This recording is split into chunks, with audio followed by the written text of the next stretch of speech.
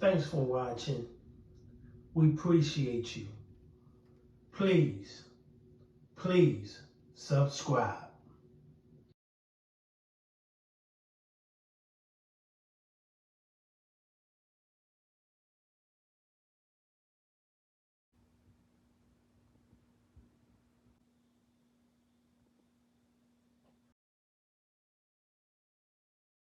Has exploded in Milwaukee, but it's not just the cars that's a growing problem, but what's being stolen from inside them. As Fox 6's Madeline O'Neill explains, it's now the most likely spot for your gun to be stolen, and there's no great way to know what happens to them once they're in the wrong hands.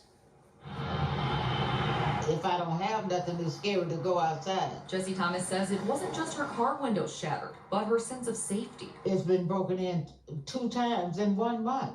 At an apartment complex on Milwaukee's west side, Thomas says people have broken into her car parked in the lot a total of 6 times. Oh, it's $100 deductible every time, and my insurance keep going up. One time leaving only broken glass in the place of a gun she owned. It was just scary, and then I was just mad. She says she thought she couldn't bring her gun into her apartment, so she kept it in her car. You can be scared to just drive to the store from here. Especially when you get older. Still missing. Her gun is out of sight, but not out of mind. Mine was legal. I'm just worried about mine being used to do something to somebody. Following the path of a stolen gun is complicated. It's easy to see the immediate aftermath of a theft from a car. A lot of car breaking in, a lot of smash. A lot of bullet holes in the vehicles. A Safe Auto Glass manager says he's hearing this complaint more and more from customers. What percent would you say mentioned that they had a gun stolen from their car? 70%. 70%? 70%.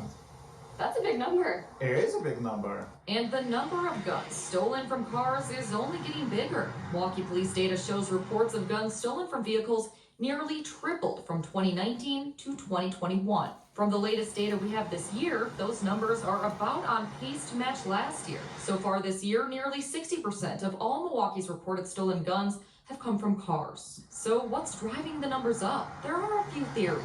Reports of thefts from cars in general have been climbing since 2019. Right now, we know that there is a huge influx of firearms in our country. When we spoke to him earlier this year, Milwaukee Police Chief Jeffrey Norman pointed to high gun sales during the pandemic. While he says some thieves already breaking into cars happen upon guns, he gets daily briefings where he hears about groups specifically looking for firearms. We know that there is a lot of unfortunate unattended firearms that are not being locked down, secured, and we're finding those back into, unfortunately, our streets, contributing to our violence. Missing data gives us a bit of a fragmented view. Milwaukee police know stolen guns are a problem, but they don't know how many stolen guns they found. Unfortunately, these are some really data-intensive data mining of looking into in regards to this is not something that is easily tracked. So we tracked what we could. Fox 6 requested a sample, all of the incident reports of a gun stolen from a car for the first week of January 2022. 11 total.